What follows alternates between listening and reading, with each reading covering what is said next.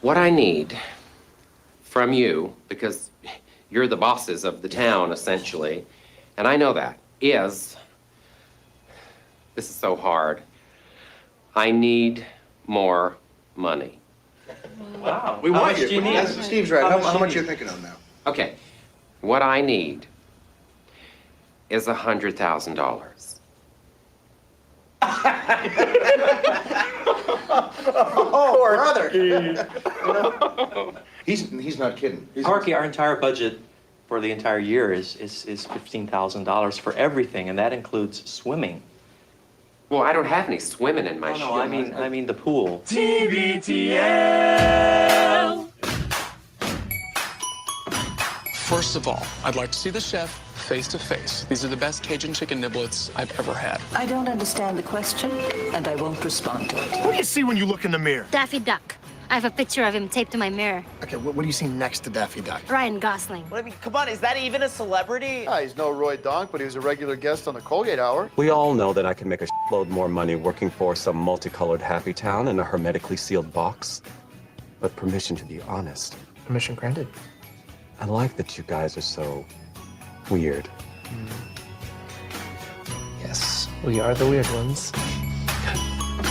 Well, all right. Hello, good morning, and welcome, everyone, to a Thursday edition of TBTL, the show that just might be too beautiful to live. I'm so excited about this show. My name is Luke Burbank. I am your host. Your voice is like a combination of Fergie and Jesus. Coming to you once again from my parents' actual basement. Podcasts are the future of show business. Here on day 4 of the TBTL-a-Thon. That's right, it's TBTL Independence Week. We are taking some time this week to remind all of you that this is a 100% listener-supported project. It's been truly humbling and gratifying to see all of the support and love and generosity that's flowed in so far. We're doing pretty well, but we still have a bit of a ways to go. We'll be updating you on what sorts of thank you gifts you can look forward to, and also kind of ways that we can make sure that this is a financially sound operation coming up. First, so let's talk about the agenda, my friend does, for episode 3982 in a collector's series. Let the fun begin. Well, one thing is we will be taking your phone calls again today, which Ahoy, hoy. is one of the more fun parts about the TBTL-a-Thon week. The phone number is 206-414-TBTL, 206-414-8285. I signed up for a new social media platform this morning, something that I think I'd more or less sworn off. I thought, I'm 47 years old. I've probably signed up for my last new social media platform, but I signed up for a new one this morning, and I'm actually very excited about it. I hate to say it, it was kind of cool. We'll talk about Threads, and not just Andrew's outfit, but also the app Threads, which has been called the Twitter killer in some places. Also, my mom went to the dentist yesterday and had a bit of a situation. I got like the first half of the story when I was making some coffee upstairs earlier today. I say, what's up, dog? So timing, depending, and also if we can tear her away from the Waltons, we might have a Susie B on the mom mic coming up. Plus, it's a Thursday, a.k.a. Blur's Day, so we will do some Blur's Day messages. And we'll talk to this young man, the longest-running co-bro of the show, maybe best known for his depictions of the tall ships. He's got like every meme ever produced on the internet. He can knock us out with his memes. He's Andrew Welsh, and he's joining me right now. Good morning, my friend.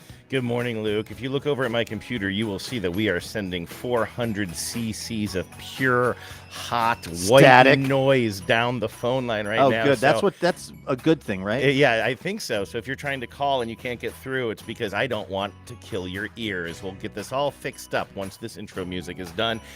Luke, you said something interesting in the sound check. For once? Well, it was only interesting because it affects me. Okay. It's kind of like the dream rule, right? Hey, I had a dream last night. Save it. Yeah. You were in it. Okay. Tell me everything. I'm listening.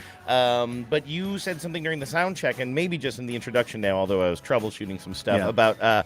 you were making sure to pump 400 cc's of hot static into the ears of the callers. You said something about something that's been bedeviling me for years, and now it no longer... I usually can tell. Oh, shit. Things are I hard. can usually tell when you're alluding to something in my life, and I'm truly bedeviled again. Shall I tell you what it is I'm talking about? Can we start with that, or is that messing up your show sheet? It's not messing up my show sheet. In fact, it's exactly what I had. Don't look at this. I'm turning it over now. Sorry. I had it on the show sheet for this Is it part on the of show sheet program. that's also on my computer? Yeah, but it's Okay, I okay. won't Just look. avert your gaze for a quick moment. First, though, before we do that, we must introduce the third amigo to this whole thing. He is TBTL employee number 1. He's our VP of Operations and Revenue, and he's the pride of Utica, New York. He's John Skleroff, everyone. You call hamburgers steamed hams. Good morning. It's a regional dialect.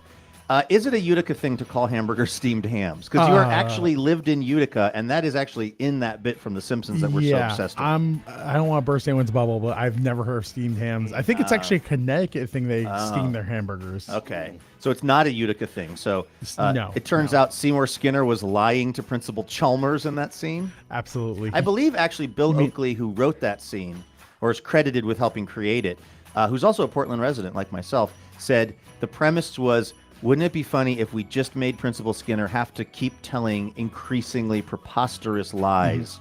So that would make sense that the Utica thing is just more lies coming from Principal Skinner.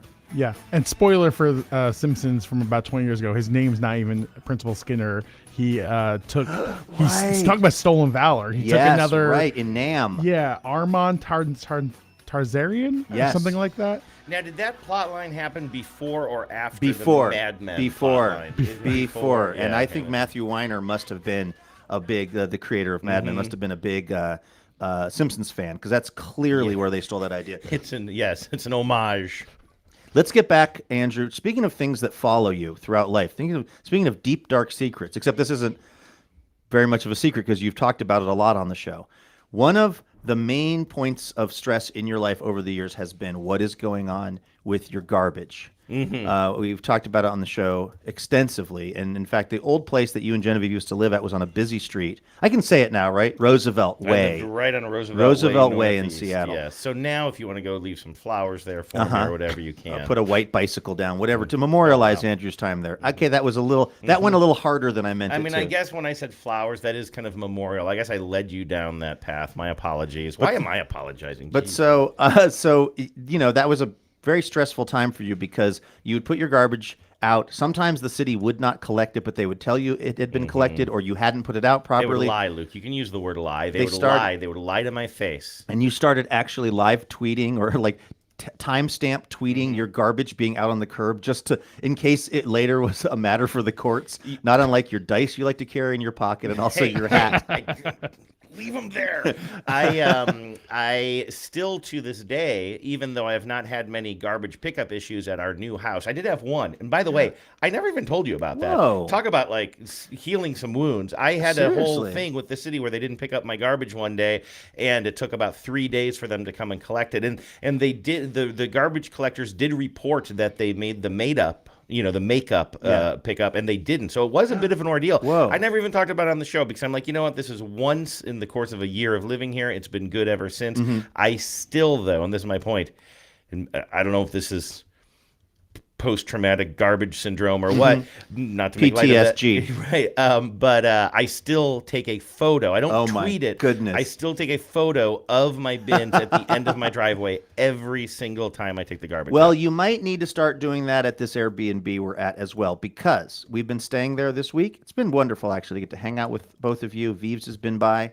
There's now 4 people in there, and we're consuming meals and having some drinks and things like that. So there's a certain amount of recycling and garbage being created. Genevieve drinks a lot of beer. Exactly. Like, it's just wild. Like 4 half racks of Schmidt. I'm That scared seems like how a much lot. she loves beer. Anyway, Andrew, you have also kind of taken on the role, thankfully, of being sort of the cleaning person. You at night, you'll have some little Andy times. You've been doing the dishes, which I really appreciate. You've been kind of keeping the recycling and the garbage separate and ready to go. And one day you said, hey, where is the garbage? And I said, I think it's up at the street because, it must be the day they take the garbage out. And then you reported back to me that you went up there with the garbage and With the recycling. and that this very large, extremely large recycling bin, like it's a biggie, was so full already of other people's stuff that you weren't even able to Budweiser cans, not Bud Light, Budweiser. And that's none of our brands. No. Ever since they went woke, we've completely abandoned all Budweiser products. No, I went to take out the recycling, a big, pretty big bag of recycling, and there was a note on top of the recycling bin, I think from the city, that says specifically like only clean recyclables. So I didn't even do the thing where I throw the whole bag of recyclables in there. I'm like, I don't want to cause any trouble. I will open this up and dump it out and then dispose of the plastic bag we were using. But I opened up the recycling bin and it was already like practically overflowing. It was filled to the brim with what I saw on top was a half rack of Budweiser filled with cans, and God knows what went all the way down.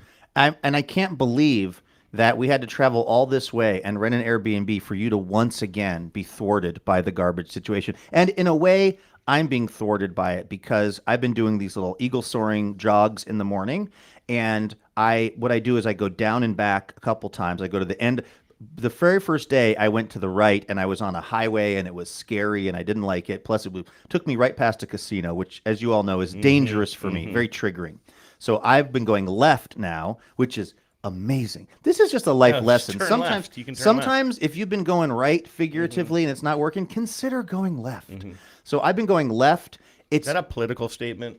I mean, I don't mind if people take it that way based on my personal politics. No politics. But like, it's just been a game changer. All of a sudden, it's just like the most.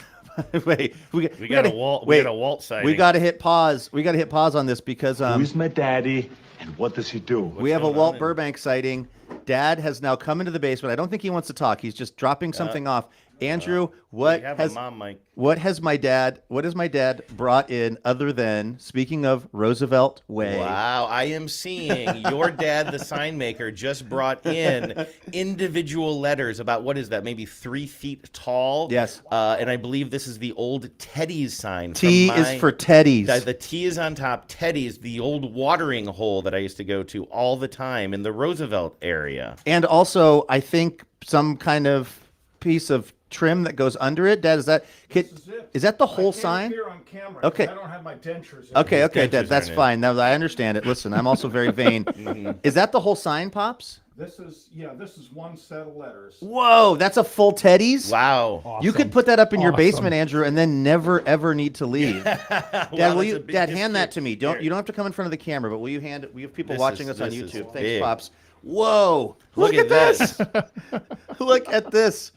This is amazing. Awesome. I mean, again, I don't want to tell you how to live your life, Andrew, but this would be pretty boss to have this in your basement. Let's see here. Are we going to spell the whole thing? This goes up right next to it. You have to remember your camera. It's probably I can spell Tay. Yeah, like for Teoscar Hernandez. Okay, let's definitely not hit that.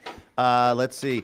Wow. Okay, this is like we're gonna be like those kids at the basketball game that have like painted their chests, but then they like are standing in the wrong order. I love this. Let's get that E going, or that D. This is the worst audio, but the best my gosh. video. Okay, so this is the most amazing part. Do you know what is included? You know what my dad's holding? It's the apostrophe, because it's possessive. How are you only holding one thing, and I'm holding possessive. 3? Okay.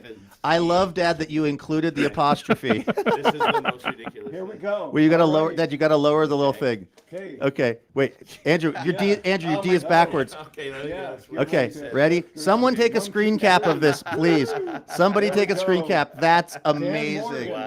Wow, Dad, thank you for giving this to Andrew. If you were not watching this live, these videos are saved. Go to TBTL.net and we'll have a link to all of the videos on YouTube that we have been producing this week. So you can go back at the, let's see, what is it?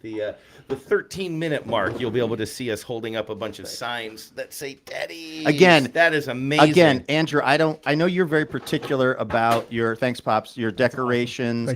And Dad also, I just have to say. This is old school signage. I love that the apostrophe is, you saved the apostrophe, because I feel like the apostrophe is something that's Teddy's. It's possessive.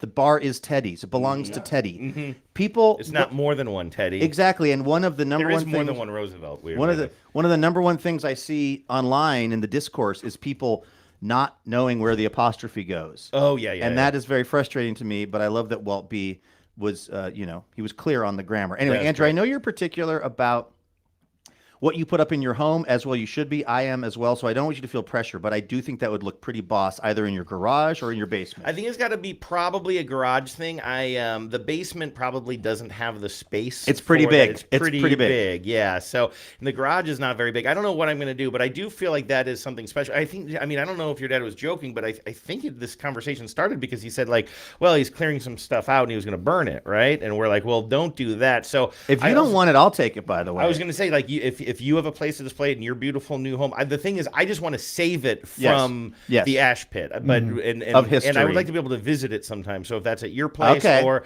I have some other like degenerates that I used to spend a lot of time with at Teddy's who would probably love to have that as well. I mean, if you're not like, I might put that up if you're okay with it. I might put it up in the new TBTL studios. Yeah, that might be awesome. kind of like a fun little touch. Okay, we'll work that out later. As I was saying though before, $50,000 a letter though. When I hey, wait a minute. Tomorrow, if we need to, if we're in the we're in the home stretch and we're trying to get to where we need to be goals wise for the fundraising.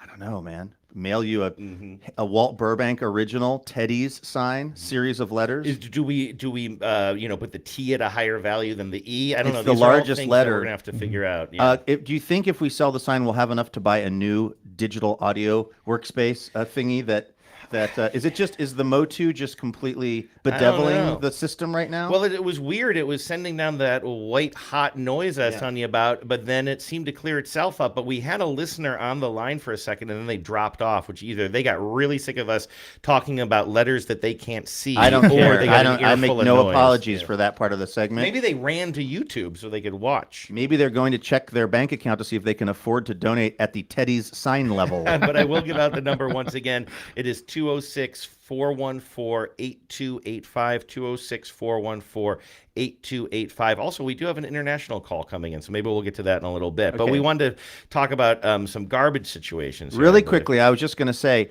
what's happened is I'm jogging up and down our street because I like to go down to the end of the drive and then back and then do that again. That gets me at the low mileage I'm trying to do. But each time I approach our house, what I see is at the street level, massive amounts of spent alcohol containers, beer cans, tequila bottles, you name it. And it just, I have to... And that's just from what I put in there the other day, which wasn't too much, right? But it's sitting right on top of it and the lid doesn't close. And I was responsible for one of those. I was responsible for that bottle of Espolon, which I bought tequila? It's a style of tequila. Now, I shared it a little bit, but I did think, oh, well, this is going to be the week.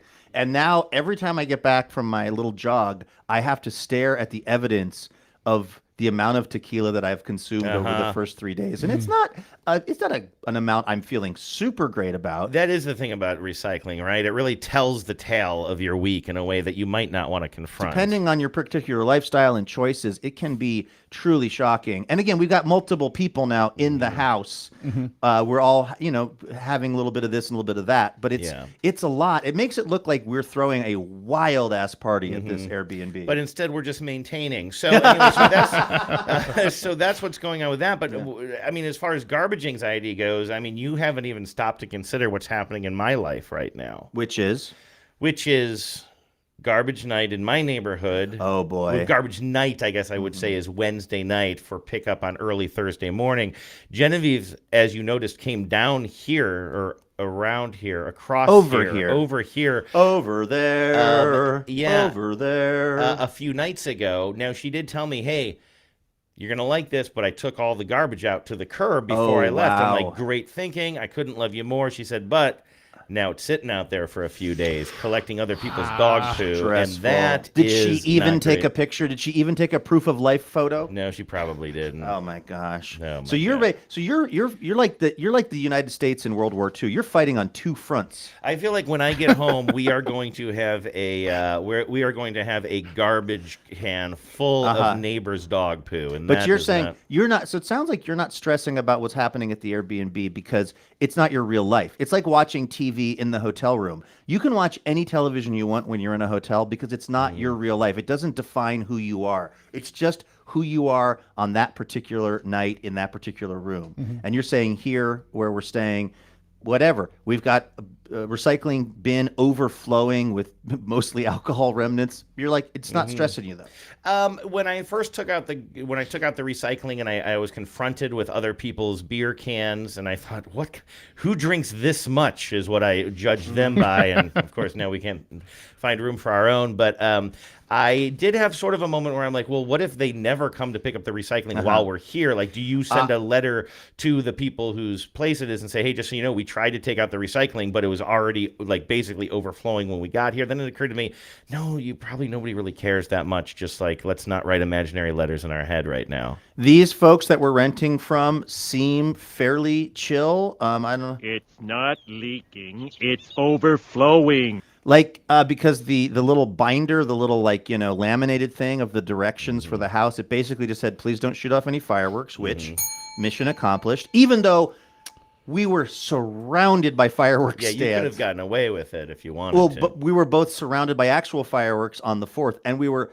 every direction you go from where we're staying were our fireworks stands. The temptation was it was like we were, it was like very, very sort of tempting. But the big rule was please don't let off any fireworks. And then everything else, they were like, you have a dog? That's cool. So every time I see that sign, they have a little sign that says, we love best friends or something like that. And you look closer and it says, this place is dog friendly. Just like be responsible. Like everything that I've encountered in this house, to the degree that there are any signs, are just kind of like, and there are very few. There's a binder with some rules and there's one little sign. And it's all basically like, hey, we're all adults here. Welcome to our place. If you have a dog, just be responsible about it. Responsible about it. Yep. I don't know. Someone's been having some tequila. Right. It's like I've been huffing the recycling bin.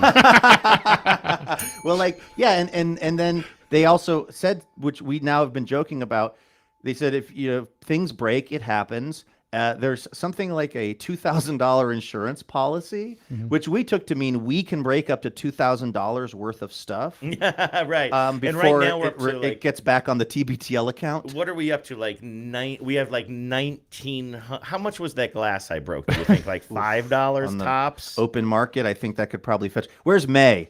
By the way, thank you everyone who zoomed in last night for the 10 Teaks Roadshow. That was really fun. And it was really great to get to see all of the cool stuff that folks have been holding on to. I've noticed on Facebook today on the Stens page that there are a lot of people who we didn't have a chance to get to because there was a really long line of folks that wanted to kind of show off some cool articles and items. And a lot of those people are now posting those on the Stens page. So if you're curious about some other stuff that we didn't get to during the 10 Teak show, it's there. Or if you had something, if you were in line and we didn't get to you can post it there, and then people can get a chance to see it. Anyway, they are pretty chill at this Airbnb. But even so, I feel like if we need anything from the actual people who own the place that we're in, we cannot get to them. Their identity is being obscured through 5 to 10 shell accounts.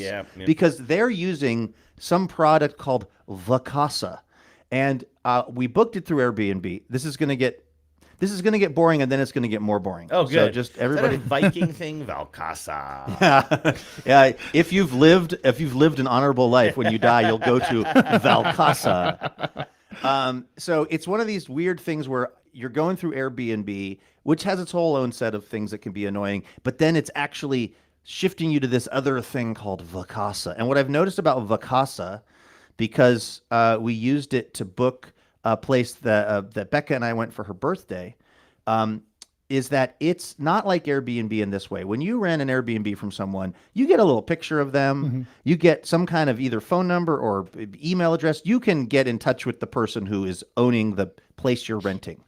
That is not how Vacasa works. I think the appeal of Vacasa, if you have a home or a whatever that you're looking to kind of rent out, the appeal of it is you will never have to hear from the people who are renting it. Because when we rented the place for Becca, they had a gas fireplace in there that was very beautiful, but we could not turn it on. No, yeah. And so if it was Airbnb, I would have texted the owner and said, hey, how do you turn on the gas fireplace? Instead, I had to talk to the help desk at Vacasa. I was texting them, how do you turn on this gas fireplace? We really want to use it. It's beautiful. About, 10, 20 minutes go by, and I get a response from Vacasa. It's clear that someone has just Googled, how do gas fireplaces operate? It was just, and it was a giant, like it was like 5 pages of text that was just cut and pasted from Google, like something I could have done, which was in no way helpful to the specifics of this thing.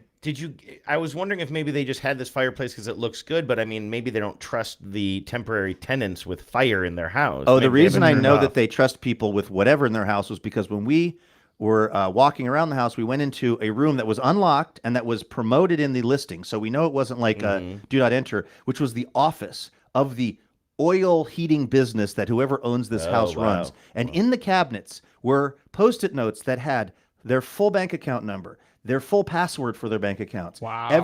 Every piece of personal data that you could ever be worried would be stolen from you was written down and pasted up to the walls and the cabinets of that room. And I just thought, you're exposing yourself to a lot of danger. Meaning, I think they were okay with us running the fireplace.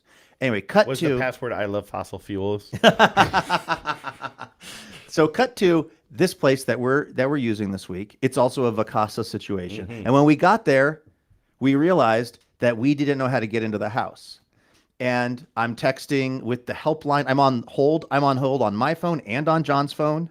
At one point, we had dueling hold music. I was hoping that the hold music would finally sync up in some way, and then we could really rock out in stereo.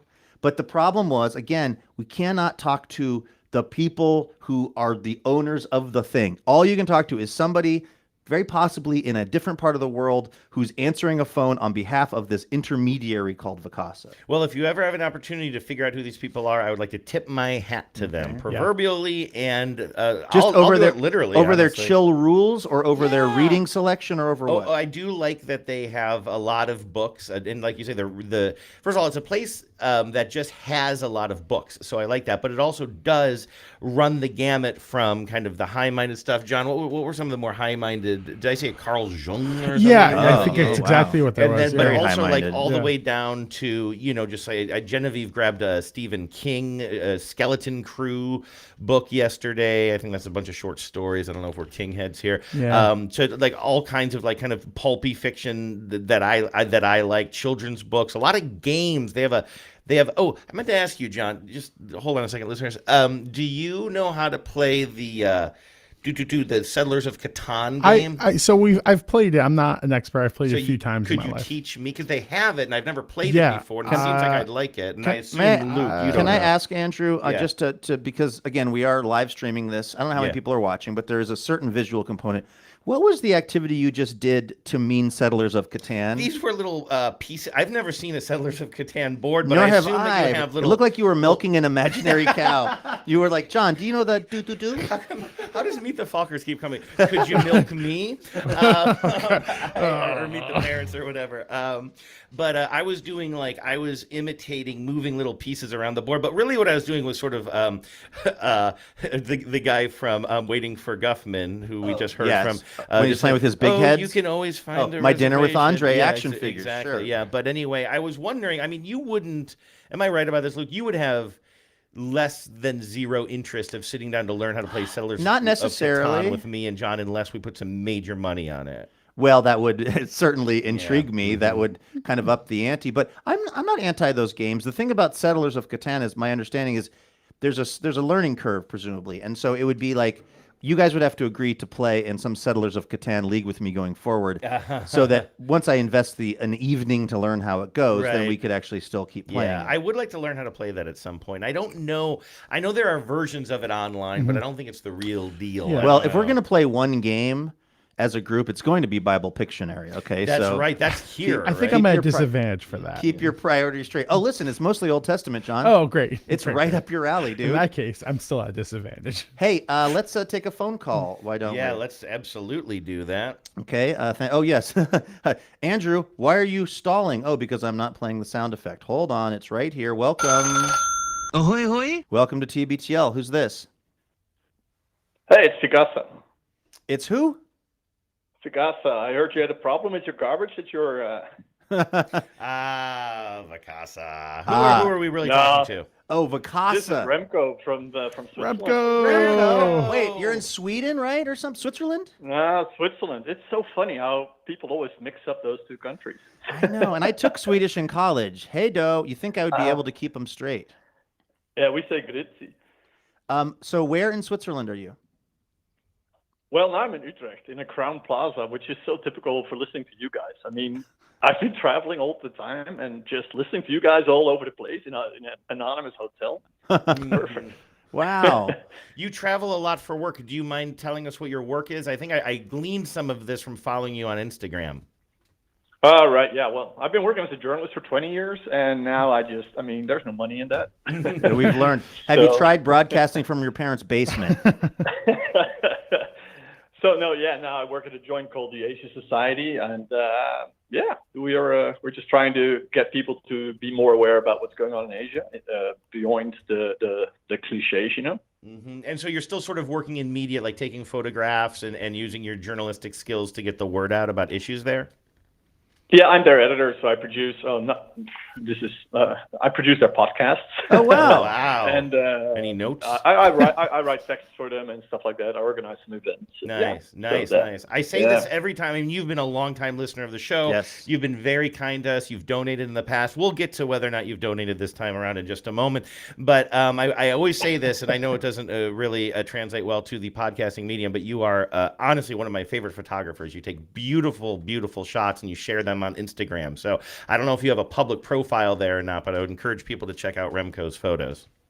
Yeah, I appreciate that, Andrew, and right back at you. And I've not been doing that as much in the past few years, but I just bought a new camera earlier this year, and just the feeling, walking around a city, any city or whatever, with that camera in front of your face instead of like looking through your phone, it's just it's a gorgeous feeling. It without really a plan, is. you know. You know, I am not that I love living in the city, and Luke, you know where I live. Some of the areas around where I walk, kind of on Aurora. Roosevelt Way, right? That's where formerly that's true. Where it used to be. Now, kind of along Aurora, it's kind of one. Can be kind of one of the.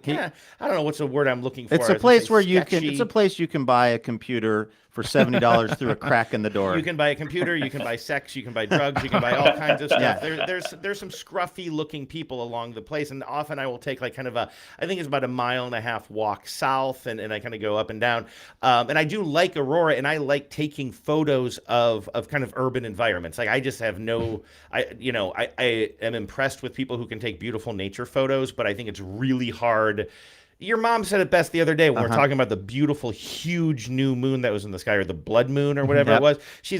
We said, hey, we took some photos of it. She said, you can't capture a moon. Yeah. And it's true. It's so hard to capture the beauty of nature, but I feel like you can capture the beauty of like sort of a gritty urban environment. But the only time I'm ever like keeping my head really on a swivel and sort of trying not to flash the idea that I'm carrying a big camera around me is when I'm walking up and down Aurora, because I think people, if nothing else, might see it and have some questions for you, because I've run into that in the past. And so it's sort of a bummer that it's around my house is the one place that I'm not super comfortable taking photos these days.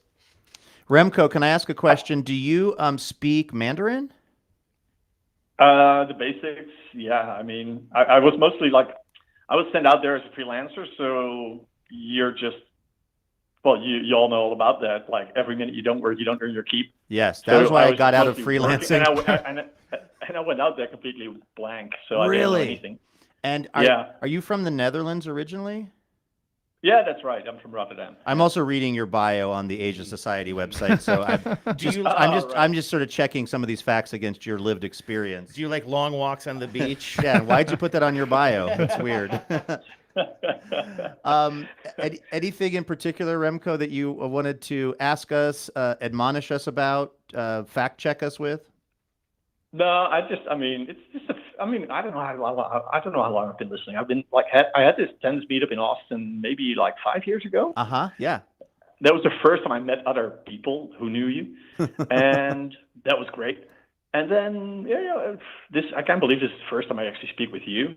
I mean, I'm not a big caller or whatever. I just do my thing, and but I just wanted to call and let you know I'm in this anonymous hotel now, and this has been the story of TBTL for me over the past, 12 years or something. Wow. And I love it. Oh, wow. Well, that means so much to us, Remco. It's really been fun to get emails from you and to kind of observe you out in the world. And I'll be honest with you, it's pretty exciting when we have somebody who's traveling around Europe and Asia, but is choosing, of all the content that you could be consuming, you're like, we listen to these two guys, and now these three guys. When I started working at the Asia Society last year, my boss asked me, so what media do you consume? So I told him, which is true. I mean, I read the news and everything, but I said I do that early in the morning. I'm an early riser, and then between like 6:30 and 7:30, I just take a walk around town, and I put you guys on. But I didn't tell him that. I told him it's just a podcast. It just takes my mind off of everything, and just really prepare for the day. After I consumed like information, this is just like a way to stay sane somehow for me. Oh my gosh, that is such a nice thing to hear, and also very smart of you to wait till you'd already been hired and they'd already printed your business cards to mention that TBTL is a big part of your media diet, because that sometimes could be seen as strike one in certain professional environments. I think the big thing here is it's for employers now and hiring managers, it's just become cliche to say that you listen to TBTL. They're like, what kind of media do you consume? And you have to say like, well, I know. It's kind of like the question like, hey, what's your biggest weakness? Oh, I'm a perfectionist or whatever. It's like, what media do you consume? Well, I know it's cliche, but obviously I listen to Too Beautiful to Live with Luke Burbank and Andrew Walsh. Like, you know, it's just like, you don't want to be that person. I will say I avoided saying that when you guys were asking me if I was interested in working with you. I did not bring up I listened to TBTL. That was ironically, we would also count that against the person working for TBTL if they liked the show. So, well, Remco, thanks for checking in. But if I may, just John, our talk last year over the Zoom, that was really cool, and I'm very glad you're on board. Yeah, Remco, thank you so much. When you popped on the mic, it was great to hear you. It was nice talking to you back then. I had a lot of good times talking to a lot of tens over the last couple of years. What time is it in Switzerland, Remco? I'm curious. Is it very early there, very late? What's going on? I don't know. I'm in Holland. Oh, you're back in Holland. Okay. What time is it in Holland? It's, what is it, 8:30, something like that? Yeah. Okay, great. So I just didn't know if you were staying up till some bizarre hour to make this happen, in which case I was going to say thank you for that as well. But it sounds like it's a fairly reasonable time for you. Yeah, sorry about that. It would have been nice if it could have been 4 a.m, but what can we do? So, all right, thanks, Remco. Appreciate you. Remco, nice to meet you. All right, that felt to me like almost like a celebrity sighting, because I've seen many emails from Remco and seen Remco in various situations, TBTL related, but I don't know if, but that's the first time we ever had a phone call from him. So. Yeah, I mean, I've been cyber stalking him for years. I mean, I know stuff about Remco. I just found out all about him. Yeah, exactly. Hey, our friend John Sklaroff, who is the, I guess we could call you the mayor of TBTL-Thon Town. Love it. Kind of the guy. I don't want to say you're the Guy Fieri, although I also have officially come around on the topic of Guy Fieri. So I know we have some listeners who over the years have been quite upset with me when I was using Guy Fieri as kind of a go-to joke, as a kind of an easy slam, because the word on Guy Fieri is that he is the nicest person you've ever met, and he's really great to the people that work for him. Yeah. So in the positive way of sort of honoring Guy Fieri, you're the mayor of TBTL-a-Thon Town. How are we doing on this Thursday? Yeah, I think same thing we've been kind of saying all week. We're kind of tracking well. Things are going well, but that's doesn't mean people can't give, especially the folks who. I think we've said before, but I think this is a real emphasis here. This is a pivotal. It is point in the show's history, and it's like if you've ever thought like, oh yeah, I'll throw some money their way, whether it's like a one-time gift or a monthly gift, like this is the time. Yeah, there's APM, for all of its wonderful attributes, it was a big organization, and but so we don't have that anymore. Yeah, and so if you've ever been on the fence, don't be jumping on this side. It's fun. Yeah, we've had a lot of people, who have been supporting us for years, jump right in and up their donations and inspire other people to donate. Like just watching everything happening on the Stens page and getting reports, John, from what you're seeing, and all of the like really amazing generosity that's gone on is super cool. The thing that we're trying to do here, though, is basically rebuild as much of the situation we had at APM as possible in terms of the number of people donating. So there was a certain amount of folks, and this had taken 8 years for us to build it up. There was a number of folks who were donating on a monthly basis at all different levels, and we're still trying to get back to that number, and we still have some work to do on that. And if we can establish a really strong kind of foundation financially for the show this week, this auspicious week where we really just like took a leap. If we can do that, then it sets us up really well to just be able to keep doing this show forever and ever and ever. Amen. So and ever and ever. Wow, So- it got very liturgical there for a moment. So but I want to honor and Yes. thank everyone who's already Yes. donated, and Yeah, I want to absolutely. encourage folks who maybe you were donating before, and then APM ended your donation, and you either have been just distracted doing other things, or you thought, well, I'll see how this goes, or maybe they don't really need my money, or we do. We absolutely, if we can get at a minimum, everyone who was donating to continue to set up the new donation. If we can just transfer what was going on in our life financially that was going to APM over to this version of TBTL, we should be able to balance our book. So that's what we're really asking today. John, I don't remember if you mentioned this on the show or just a conversation we were having at some point this week, but you were going through some donor comments, and somebody had donated a great deal of money, in fact, and said, "Hey, listen, I've been listening for years and years and years now, and sort of have been listening." And I think I'm using their term, like sort of been kind of listening on the back or the shoulders of others who have been donating. While I've just been sort of listening, and I don't want to listen. I just want to say this too: not everyone can give. Yeah, And right. we understand that. Right. And there's no shame in that game. And some people can give some years and they can't give other years, and that is fine too. But I think a lot of our listeners can give. And if you're one of those people who just it's not because of your own financial reasons, but just because you haven't gotten around to it, or in the back of your head, well, why bother? They seem fine without me.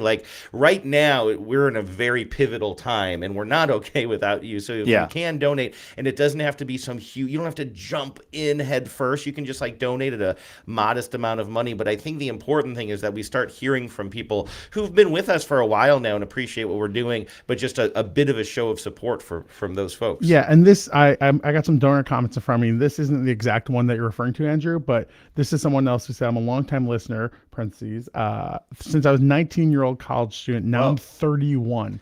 Wow. First time donor. TBTL is a huge part of my life. So thank you. So there's definitely people that are starting to do that. And that's super awesome and important and encouraging and just beautiful. Right. Yeah. And one other thing real quick is that I know when we talked about we're going to go independent, there was a little bit of concern maybe amongst a few people that part of the business model of TBTL would maybe become like a subscription model or a paywall or something where it's well, the guys gotta pay themselves directly now, and so the way that they're gonna do that is it's gonna cost money to listen to TBTL. It's never gonna cost money to listen to TBTL. It's never going to be. We don't ever want there to be a financial barrier to somebody. Lord knows the content is enough of a barrier. The actual show is hard enough. Garbage stories. It's hard enough to deal with. We don't need to make people, jump through hoops. And also because we want this to just be available to anyone and everyone who wants to waste their time with it. So we're never going to go to the business model where to get a regular old Thursday episode of TBTL, you have to pay money. Right. What we're hoping is that we can figure out how to pay for all of this with the voluntary model, where the people that are able to do it can and will, and that'll keep this thing going. And then the people who maybe aren't in this particular moment will definitely still get to enjoy the show. So that's what we're doing. But the only way that can work is for the people who are able, and it could be $5 a month. You could join at the Susie B level, $10 a month. And my mother, my sainted but also very careful with her money mother, said, "What? $10 a month. What could a banana cost, Luke? $10 a month?" She was like, "It's $10 a month." She goes, "That's almost nothing." I have never heard my mother utter the words. I've never heard her say an amount of money and then after that say, "That's almost nothing." Everything is almost something with my mother when it comes to that stuff. And even she was like, $10 a month. If we could get 100, 200, we get a bunch of folks to just go yeah, I'll do $5 a month, or yeah, I'll do $10 a month. That would be huge in moving the needle for us and setting us up in a way that we can know that each month we're going to be able to pay for all the things that we have to pay for now, which it feels like the list keeps growing. Meanwhile, my mom's silence has been deafening. Yes. So please, somebody support the show. In John's not getting more place of my in-laws. John's maxed out on mother-in-laws, so now it's time for you to step up. And all right. Last thing, Luke, just TBTL.net. Just go there. There's a big support button. Do it there. Yes, and of course we do have various gifts at various levels that you Yes. can read about there. Maybe we can talk about more tomorrow, but I think a lot of you know what's going on now. Yeah, thank you so much again to everyone who's been hanging with us this week. week, and on the live stream and on the Zoom and all of that stuff. It's just been like very, very fun to get to re-engage with all of you, the beautiful tens of listeners. Hello and welcome to Top Story. Let's talk about Threads, baby. Let's talk about you and me. I mean, I think I got this online. It was probably used. This shirt. Are you talking about the shirt I'm wearing? I had read about this thing, the Twitter killer, that Meta and Mark Zuckerberg were putting together. I'd read about it, but I hadn't seen it, and I actually downloaded the app today of Threads, which is basically Facebook and Meta and Instagram's answer to Twitter. And I downloaded this thing, and I have already published my first thread, I guess you could call it. And I will tell you something, my friend. Jalapeno! Jalapeno! Jalapeno! I am loving it because what they did, wisely so, was made it look exactly like Twitter. That was my problem with Mastodon. That was my problem with some of these other things that had come along over the years. Basically, I have, since I quit Twitter, however long ago, I've been trying to make Instagram into Twitter for me. I've just been trying to, when I have a fire thought, and I have them all the time, you guys. Yeah, I know. Yeah. I've been trying to just like shoehorn it onto Instagram, probably ineffectively so, in an ineffective way.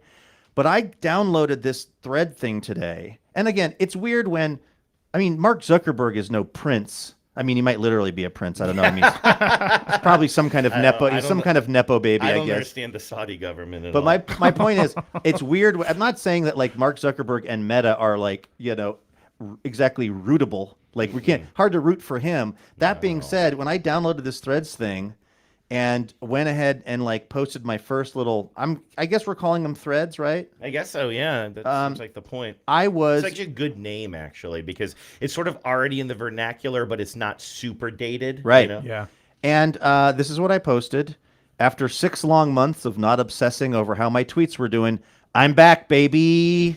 Well, I have one little. So you had mentioned in the Got 13 likes already. in the introduction of yesterday's show that there's some new social media app, and we never got around to it, and I wasn't sure honestly what you were talking about. And then today I opened up Instagram, and it's like these 5 people have now joined Threads. I'm like, oh, this might have been the thing that Luke was talking about, and said like, you know, kind of a text version of you know, social media from Meta and Instagram. So I signed up too, just like moments before the show, just kind of throughout the day. And one thing I'm looking at right now, like I started following a few people. I just started following you a minute ago, Luke. But I'm seeing updates from all kinds of people that I certainly did not follow. Like Portugal the Man. Like I don't like this idea of them just, you know, pushing a bunch of random stuff into my feed. Yeah. There's a way around that. All right. Yeah, I think it's on The Verge. I saw our friend Television's Chris Hayes this morning, Andrew, on Threads, and he was re-threading. I'm still learning the terminology. He was posting some directions, I think it was from The Verge, of how to curate your Threads feed a little bit more so that you'll be getting stuff mostly from people you follow. The problem is I don't follow that many people on Instagram. Yeah. So I actually don't mind getting a wider kind of range of folks throwing things up. But again, all I can say is this looks exactly like Twitter. I mean, they clearly figured out what's the line. How close to Twitter can we get without like being sued or whatever? But like, it's what I've been craving, which is something that reminds me of Twitter, but that is not run by Elon Musk. And Mastodon, really, I mean, I really gave Mastodon a shot, but it was just too, I know the beauty of it for those who love it is its decentralization. But the thing is, it made it like a product that really appealed to people who are a little bit more techie and nerdy and can kind of get up into that stuff. I got to say, though, I am very there's something that Instagram does, which is if you're just like kind of a casual user and you are, you follow a bunch of people, they will start inserting random stuff. Like you might like this post, you might like this post. And I always fight against that. And like, every time I see one of those, you can turn it off for 30 days. There's no set, and it always irritates me. I don't like it when the social media companies are forcing shit on me. And so unless I can totally turn off this stuff, because like obviously it's in their best interest to shove more content in front of your face. But then already, if I'm just seeing stuff that is recommended for me, it means we're already in a world where stuff is getting aggregated and the company is deciding what is going to be more voluminous. What the company is deciding what I see and essentially what our culture sees. And right off the bat, 30 seconds in, I'm concerned about that. Do you know what I mean? Like wow, but at least I had my 30 seconds. Well, I'm talking about me. I'm not talking about you. Well, but I have to do whatever you say. Yeah, right. That's one of the weird things about the new hierarchy here at TBTL.biz. And we all have to follow what John says. Now, my question, though, Luke, is I really thought that Blue Sky was going to be the thing. I've been waiting. You heard about Blue Sky, right? I don't, whatever that is, I didn't download it. I'm sure it came up on the show. Yes, it's from Jeff Lynne. The folks at ELO. Isn't it from like the original founder of Twitter? Like once Elon Musk took over Twitter, they're like, well, we can kind of recreate Twitter. It'll be the same, only we'll build in some components that keep Twitter from being as toxic as it was. And instead of being a bird like Twitter, it was like Blue Sky, like kind of a. But the thing is, like famous people were accepted onto the platform, and I've been on a waiting list for like 6 months now. And so it's like, I guess they waited in beta for too long and made it too exclusive for too long. It's interesting that Jack Dorsey wanted to create a new thing that wouldn't be as toxic as Twitter was, when he, as the CEO of Twitter, could have made Twitter not toxic. Exactly. Although it did get more toxic. Well, that was like the advice we got from APM when we were doing Too Beautiful to Live There, which was we had a big meeting, a big offsite, and the takeaway was just make an additional podcast that's more popular. Yeah, no, that lives in my brain. We could make TBTL better. No. Make another show that people want to listen to, and then we'll let you still do TBTL. Right. Now, what I also think is pretty clever about this, along with the fact that it just looks like Twitter. They have the blue check marks. I mean, if you woke me up out of a sleep and showed me this, I'd be like, oh, I'm on Twitter. You'd be like, oh, Twitter has a new logo. Exactly, which I actually don't mind. It's a little @ symbol that kind of does a thing. Designy, I'm okay with. Looks like a thread, yeah. But oh yeah, I didn't put that together. I literally didn't. Looks like a little kind of piece of thread that's sort of in the shape of an @ symbol. It's cool. But what's also smart is that I'm not a Facebook guy, except for this week where I'm eagle soaring. See you on the Stens page, y'all.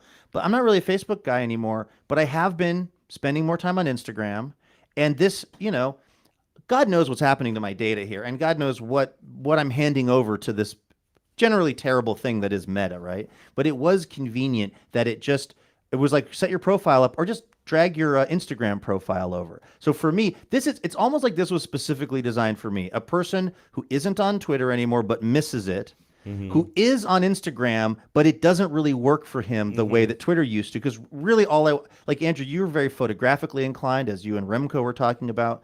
Like, you're really good on Instagram. I put up a photo as an excuse to put up what should be a tweet. So here's this thing, and I'm looking at just people following me, people re-threading me. We got to come up with a better re-threading doesn't make sense. But anyway, it feels like this was designed especially for me because I've been kind of missing that one. And again, my first thread ever was only half of a joke because it has been kind of nice for me to not be caught in the dopamine dump cycle and loop of trying to get feel good because I put out a tweet that people liked, that like Richard Marks retweeted, which actually did happen to me once. It's still something I think about in my darker moments when I need to get the nose up. Richard Marks once tweeted, he retweeted me and said, "This is a great tweet." And I was like, the guy who wrote right here waiting for you, Mr. Daisy Fuentes himself, said this is a good tweet. Are they still an item? I believe. Don't you tell me that Richard Marks and Daisy Fuentes. I don't know that I ever knew they were, but I love long-lasting celebrity relationships, especially if they got together maybe more. And I'm just talking about in the prime of their careers, but then they grow old together. I just feel like celebrity couples are so often kind of doomed. There's a lot of pressure in that industry, whatever the fame industry is. That warms me heart. People.com. Richard Marks on finding love with wife Daisy Fuentes after divorce. I'm in love in the most most freeing way. So wait, have they gotten together recently? I was putting together this whole narrative of them being together for like 30 years. No, it was like a month ago, and they were both they were both cheating on their respective spouses. Okay. No, that's not fair. They got married. Richard Marx married Daisy Fuentes when he was 54 in 2015. Okay, so a bit of I'm rooting for you kids. You kids. Anyway, all I'm trying to say is I am very, very intrigued and encouraged about this Threads thing, and I don't want that to be an official endorsement for anything that Mark Zuckerberg does, other than MMA fight Elon Musk, which is something that is being discussed by Dana White. From this, just the names that keep coming up in this conversation are increasingly less likable, but. There is some talk that the two of them would maybe have like an MMA style fight. And I think the smart money is on Zuckerberg because he apparently is like really into Brazilian jiu-jitsu and is going around training and randomly showing up at tournaments and sometimes losing, but sometimes doing well. So I would be intrigued. I wouldn't pay per view it, but I would be intrigued to see what happened if those two people fought each other. You wouldn't watch that fight, Andrew? Now I feel like I'm just. We all can like different things, but no. Have you heard the song? I'm really sick of this billionaire class. I certainly don't want any more money going to Dana White's grubby, dirty hands. Well, who said it'd be for money? No, I mean, seriously, I wouldn't pay for it, but I would watch it. Well, yeah, but it would be, like you said, probably a pay-per-view thing. But Allegedly, if it wasn't a charity element but to it. either way, I don't want to give any of these people more attention. They've taken up more attention. It'll just take over the cultural conversation for months leading up to it. No, I'm not for it. Okay, you're against it. John, you're for it, right? No, I am also against it. What the hell with this bearded bearded coalition is really harshing my mellow on this show now. I'm rooting for a world where all three of those fellows lose, unless any of them want to donate to TBTL. And that's what I'm saying. If you could donate at the Mark Zuckerberg level, you guys, I was going somewhere with that. Darn it. Let's do this, Andrew. Okay, we got Blur's Days coming up later. We got some phone calls, but I'm willing to take your lead wherever you are. Well, what I was thinking is, I don't know if we have a way to get a hold of my mother to get the update. Yell, hey, Mom! Hey, Mom! Yeah, I'm coming. I think we found a way to get a hold of your mother. That actually worked. That actually worked. My face on after last time. The meatloaf! We want it now! We just literally did the thing from that movie, and it worked. Okay, we got a mom mic. I was gonna propose. Why don't we do the Blur's Days in the meantime? Okay, we'll do some Blur's Days while we. But you take your take. Whoa, okay, you take your time. There's a right way to rock and a wrong way to roll. You can just listen to your soul. Just remember that life is number one. You can be having so much fun. Just remember that life is much fun.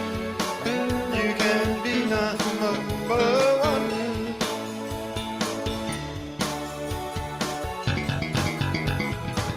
Whoa, we can play air bass to the music together because we're in the same room, Andrew. Aren't you kind of glad? I was telling Genevieve this the other day, and this is some real hater talk here, so my apologies. Aren't you kind of glad that we are past the height of air guitar fetishization of the early 2000s? I think that the early 2000s, I've been developing this theory that Genevieve laughs at me about. I think the early 2000s were some of the most terrible time for American culture, and I blame the internet. I think what happened was we reached kind of peak irony in a way, or at least a high watermark for this kind of something that would have been derided, but then we decided ironically that we liked it, and then at some point we decided we really liked it, like playing air guitar. Now I'm sure we have listeners that went to those air guitar competitions, and if you had fun, that's great. We don't want to yuck any yums, but I think there was a bunch of things like that where it was like the ironic embrace of something.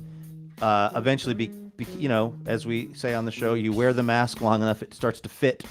And there was a lot of that going on. And you're also a person, Andrew, who just particularly doesn't like performative irony, whether it's Laser Cats or Bacon or Talk Like a Pirate Day. Those are all things that really, really don't sit well with you. The pirate stuff, the I know it was supposed to be for charity, but it just became a look at my mustache thing. Like everybody, let's all talk about our mustaches. Let's do flash mobs. Let's do pranks and put them online.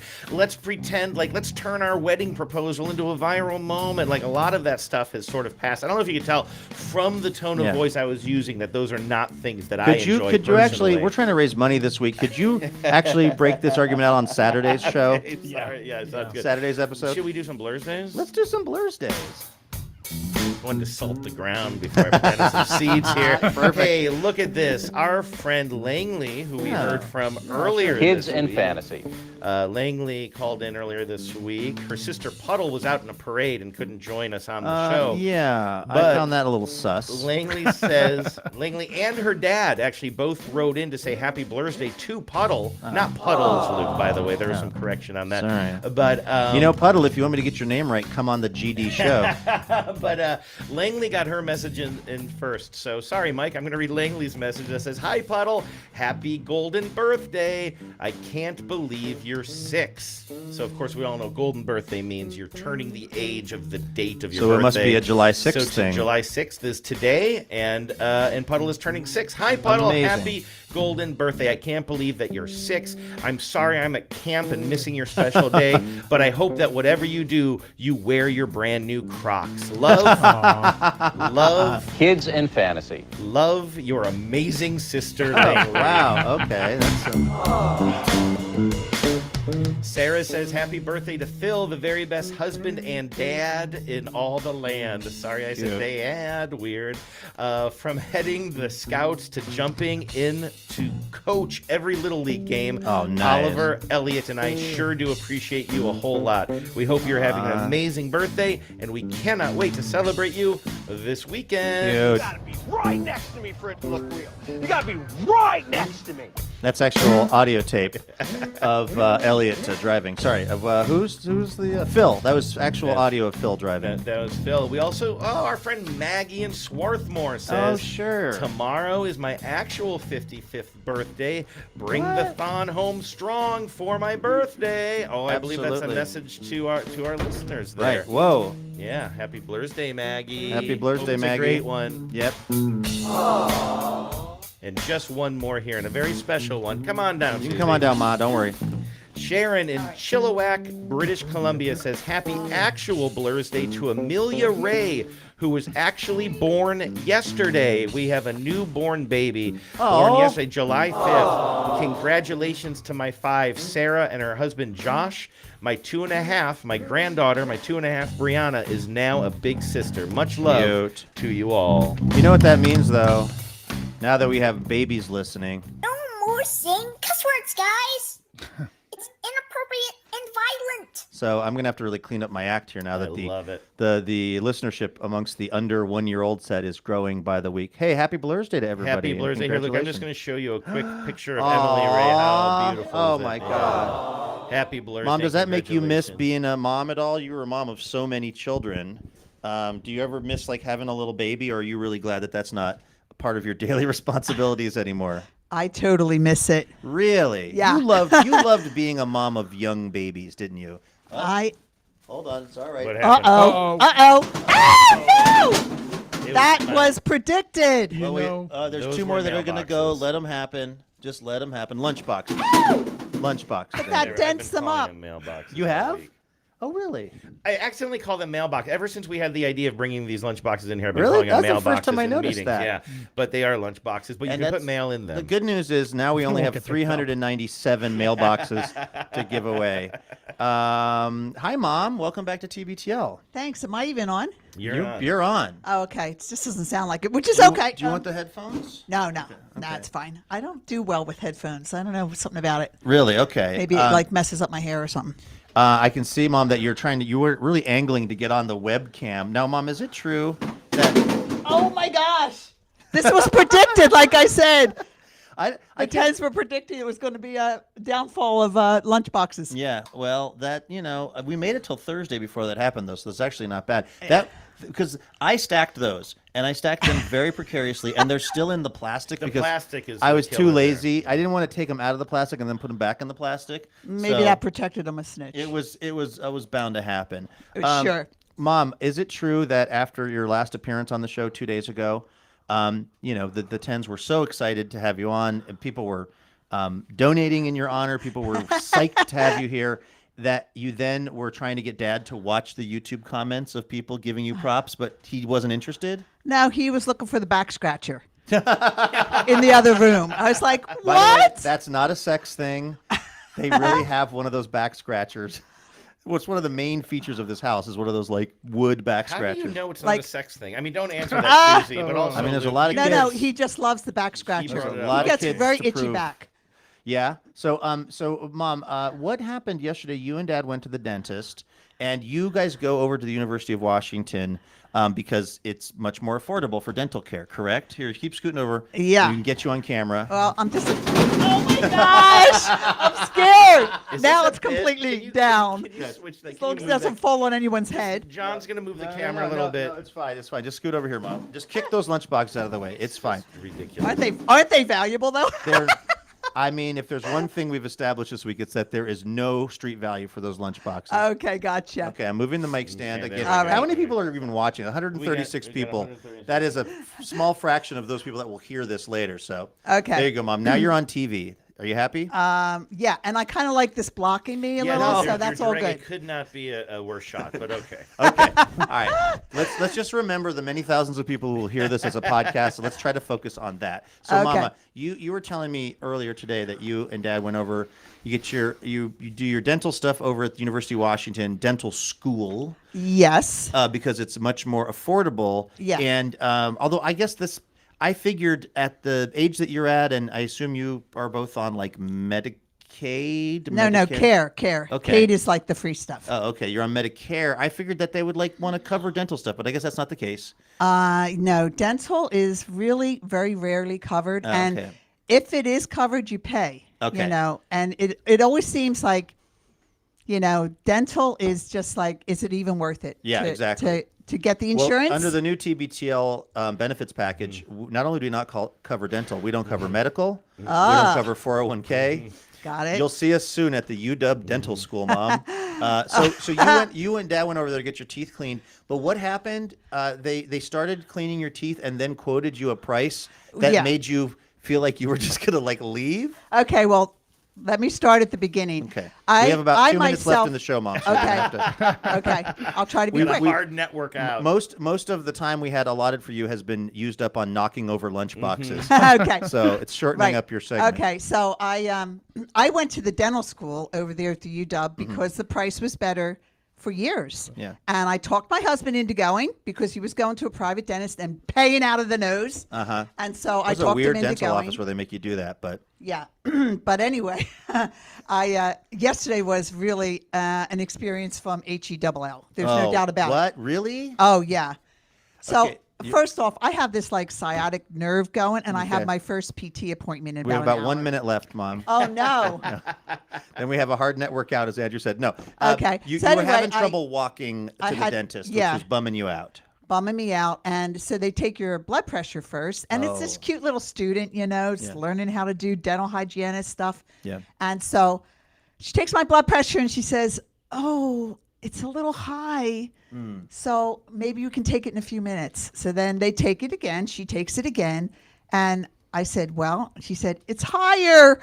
Whoa. So 'Cause then now you've been waiting around. then Getting she's anxious. waiting to talk to her supervisor and see if I can even get my teeth cleaned. See, I went, I didn't even know that was a factor. Like Yeah. that if your blood pressure is too high, but that means we no had dental gone, work. and we live in the Kitsap Peninsula, so you take the ferry over. It's a big deal. Yeah. And we already went, what I thought was for a teeth cleaning Mm-hmm. about a month ago, and they just probed and they kind of messed around, Mhm. and they didn't clean them. Yeah. And I was like, really? And then they took x-rays, but they didn't clean the teeth. Okay, So we then have about I'm 30 back seconds this left. time. I'm back this time to get them cleaned. Anyway, so the blood pressure was a delay, and then Are you serious about the 30 seconds? Now it's 20. Oh my gosh, this is really putting me. Hold on, let me into a check your nervous blood position. pressure. It's very high right now, Mother.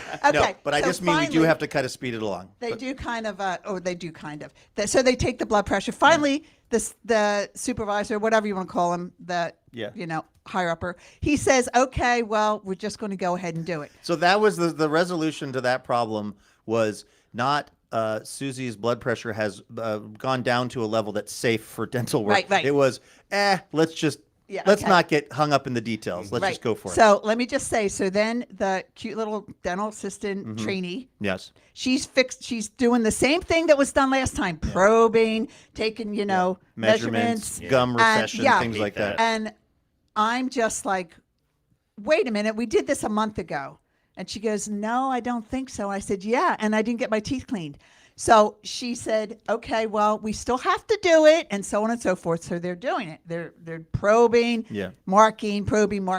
Apparently I have, kind of serious gum issues going on here. Oh, no, Mom. They're throwing out the numbers, right? Yeah, sorry, Luke, I'm Yeah. extending this, but we're throwing out numbers, and you're trying to interpret what do those numbers mean? Is a Right, big number because good it's or is it all bad? language I don't If understand. they're talking to each other. Oh, this one's a 4. This one's a It's 7. calculus, You're like the no. math calculus, Yeah. the calculus build up. Yeah. Anyway, so when she's working on me, it's very, very uncomfortable. Yeah. And then she says, I don't think we're going to get to clean them today.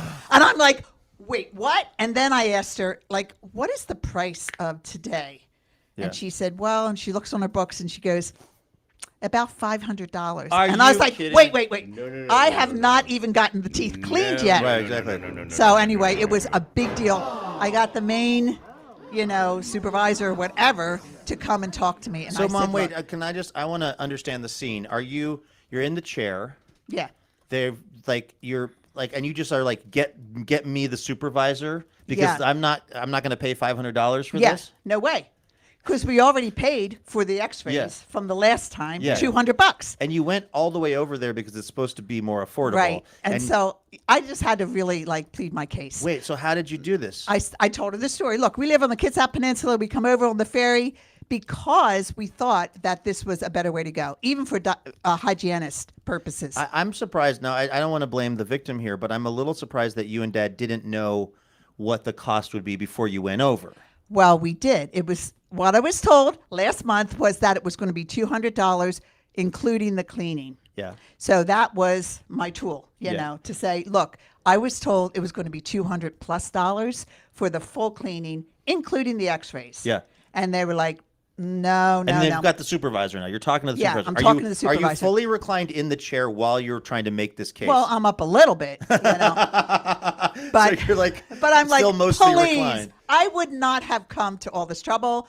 I know you already have my x-rays. What can be done here? Mm-hmm. So she listens to my story and she says, well, it is quoted $200, so we're going to have to give it to you all for $200. I was like, thank you. Oh, Ma. And Pa, sure enough, it's just they beautiful. did one quadrant of my mouth. Wait, so they as far as cleaning. Are they going to clean your entire mouth? Oh yeah, for I've the got two- 3 more Okay, quadrants. and they're going to do all that for $200. Like you don't have to pay Apparently. anymore. I mean, they're not like they didn't go. But I We'll have to clean. come back. They're not like we'll clean $200 worth of your teeth. That's what I was afraid of. Now, here's the other big question, Mom, because you and Dad respond very differently to this sort of stimulus. You put up a fight and you advocated for yourself. That's one of the main things they say about the healthcare system is you have to advocate for yourself. Right. You said, I'm not paying $500 for this. What did Dad do? Well, he wasn't next to me, of course. I know, and you He's must like have on been the other side of the and room. you must have been worried, like he's over there just paying $500. Right, but guess what? What? He said, "I'm not." They don't charge you right then and there. He They said send he's a not bill. paying it. He said, "I remember us being quoted $200, so Look at I'm that. going to just hold my ground in that way." Walt B. standing up for Yeah, himself. I know. But What he, does he you do? know, I had to go through all the gymnastics. But Mom, you know what that is right there? That is a lifetime of you berating him. I know it. Finally paying off. Because when you guys met back in the day, back at like whatever, Living Waters or something, that is not a guy who would have argued with the dental school. He would have just paid the money. Right. But a lifetime of being together with you has taught him a different path. Right, right.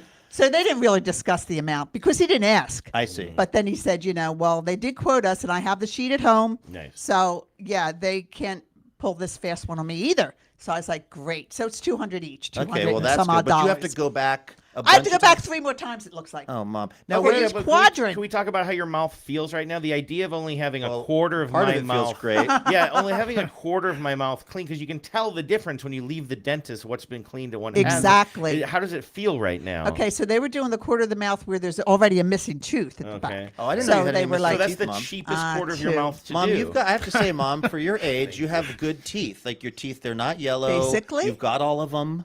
That's but that's two. that's Mine is Except for the two. one in the well, back. those, at But least they're in the bottom. Yeah, Nobody they're way sees them. back. Sure. Mhm. So I mean, actually, like I Yeah. think that's the one thing biologically, genetically, the one good thing about being in the Kelly lineage. The downside, alcoholism and a head like a potato. The upside, decent chompers. So, Hopefully, yeah. Well, no, Mom, your teeth are great for your age. I mean, again, the Yeah. ones you still have. Right. So So anyway, it was a bit of a nightmare because I had this sciatic nerve hurting me, and they're telling me this $500. So I was like, no way, Jose, this isn't happening. Yeah. So I think it got squared away. Yeah. And then afterwards, we had to do a few things for your dad's sign works. Oh, right. Go to Bellevue, and I was just fit to be tied. Yeah. I was so hungry because you don't eat. Yeah. I ate like a little bit of a smoothie Yeah. before I left. So I was so hungry, and like they say about toddlers, when they're misbehaving, Yeah. they're either hungry or tired. Hey, we all are. Yeah. If we're hungry or tired, we're not happy. Yeah. So what did you end up eating over there? Well, we went to Taco Chipotle. Oh, something Chipotle. Like that. Chipotle. Yes, yeah. yes, sure. And I went in, and it was just off of Renton, right by where the Seahawks train. Yeah. And, The VMAC. Yeah, because it said McDonald's, and I was like, well, your dad was saying we have got to eat. Yes, yes, because we yes. hadn't eaten. So, but then the Chipotle was there. So I went in and just said to the guy, "You got some beans and rice and a whole bunch of salsa on top?" He goes, "Yep." Wait, so you That didn't was go so in and order? delicious. But see, now let me ask this: why did you not just order a burrito or a bowl? Were you concerned it would be expensive? Was it No, so you not just did- really. I just wanted like black beans Uh-huh. with really good rice. Yeah. And what is that salsa that's really like?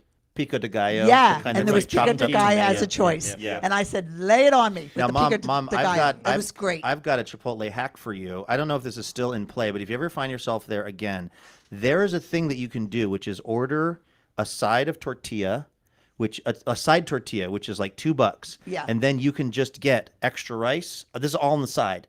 So you get a tortilla, then you order a side of rice, a side of extra rice, which they don't charge you for, a side of like the pico de gallo, a side of beans. They have all these things that are actually not It's additionally kind of like a expensive. Subway in that way. And you end up with, you've basically made yourself a burrito from there for like $2. Wow. And this was such a big deal on the internet that I think some Chipotles had to end their policy. Wow. But I feel like I you- didn't see that I feel policy, like no. you're on a hot streak between sneaking into the airport and talking Sneaking in. talking down the UW dentist. I feel like you could talk the Chipotle people into like getting you to like letting you build a free burrito there or a $2 burrito. Possibly. I didn't even need the burrito. I just needed some beans, black What did beans. Dad They had eat? black beans. He had a burrito. Okay, good. I'm glad somebody in And this I family didn't had- really share my black beans and rice with him because I was like, this is mine. We were that hungry. We got to go to So, Chipotle. yeah. I'm So anyway, hungry. that was my day yesterday. Well, Mom, I'm glad that I'm sorry that it was a hassle, but I'm glad that you advocated for yourself and got the UW Dental School to relent. And it also brings me, I think, to an important point for TBTL.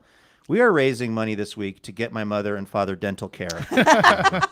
If you would like to donate at the one tooth for Susie level, our goal is to get her back to a full mouth of teeth. $100 a month will help get that done. And even maybe get her a full-on burrito at Chipotle. We So. don't even get dental care, and we're employees. Exactly. He's kidding. I'm going to be a supporter of TBTL now because yeah. I'm on it. Yeah. Hey Susie, A what's latecomer. Hey Susie, what's a dentist's favorite time of day? Oh gosh, you know this one. You know this. You know it. 2:30. 2:30. Well, that was almost as excited as you were when you and Genevieve were talking about pole dark. Oh, I know. Right. Yeah. Okay. on So that. that's it. Bye, guys. All right, Mama. Thanks That for was stopping fun. by. Thank Love you, you. Watch those cables on your way Yeah, out. take a lunchbox. There's a lot of. Okay, hold on. Mom, Mike, making some sounds. Can we kill that? Okay, great. Yeah, be careful over there, Mom. Sorry, there's lots of stuff. I'm gonna go up the hill. All right. Okay. My leg's still not like perfect. Okay, but I'm glad it's feeling better. She's got PT to go to now. Yeah. All right. Love you, Mom. Now, do we have? I know it's a little bit long in the tooth, as you would say, Luke, but we have had a caller sitting on the hold for 25 minutes. Let's let and him 45 on. seconds. Let's let him on. I feel like we should say a Commitment. little quick hello here. Ahoy, hoy. Hi there. You're on TBTL. Hello. Hi. Who's this? It's Oscar Davis of San Luis Obispo, California. Hi, Oscar Davis of SLO. How's it going? Good. How old are you, Oscar? I am 11 years old. Oh my gosh. Luke asks every caller that. I think it's a little bit weird. Let's see. How'd you hear about TBTL? From my mom. She started listening to TBTL back in the radio days. Whoa. Nice. Was she in SLO as well? I just like to show off that I know that's Yeah, I the like abbreviation. Or was she up in Seattle? Or how did TBTL end up in her life? Well, so she lived in Seattle, and gotcha. then she moved down to Portland Okay. right before I was born, and then we moved here last summer. Oh, right on. Nice. So you went from Portland, you were about 10, you lived your life in Portland, and then you went down to, what's sort of almost Southern California. How do you like it down there? It is drier and Mm-hmm. not as wet. Uh-huh. Yeah. Both drier and not as wet. Yeah. They go hand in hand. How is it changing schools and having a bunch of new people to meet? I've done that before, and it would kind of stressed me out when I was a kid. So it was actually my third time. So by this time, I'm kind of like a pro at changing schools. So it was kind of easy, but also very hard. What are your pro tips for kind of making friends with a bunch of new people or fitting into a new environment? Probably just like learn what people like, and then try to like do things like that. Like for example, I like baseball, so like try to talk to other people about baseball who like baseball. You know, we do that on this show, except people don't care about baseball, and it's very frustrating because it's all that Andrew and John and I want to talk about is baseball. Oscar, I have a feeling you know more about baseball than I do. Do you like watching baseball or just playing? I like watching and playing baseball. I also like looking up all the stats about baseball. Who are you? Do you have a particular major league team that you like? Yeah, I like the Atlanta Braves because my aunt, she's like a diehard fan. So you know. You guys have had some decent teams in the last few years too. I mean, you guys got to the World Series a couple of years ago, right? Yeah, that was very exciting. Yeah. So you were like old enough to really appreciate that and be like super excited. Yeah. Also, nice job. What was it like on I'm the fourth listening. when you complete game shutout against the Giants? Oh, right. You mean the Mariners had a complete game shutout? Yeah, and against the Giants, who are my dad's favorite team. Oh, wow. Does that cause any family friction? No, but you could tell like he was just kind of looking depressed a lot. And I was like, Yeah. I'm so excited. Oh, wow. Do you have a favorite player just like in the whole major leagues? I like Freddie Freeman, but Okay. but since he got traded to the Dodgers, you know, I've stopped really following him. But I really like him because you know. How do you feel about the New York Yankees, generally speaking? Wow, we're doing this? I utterly despise them. Yes. Yeah, there you go. That's the right answer. Oh, Oscar, will you man. be my best friend? Yes. Oscar, how you Sure. feel about Acuna? He's a stud. That guy's so fun to watch. He's like my second favorite player. Yeah, he's Oh, awesome. well, there you go.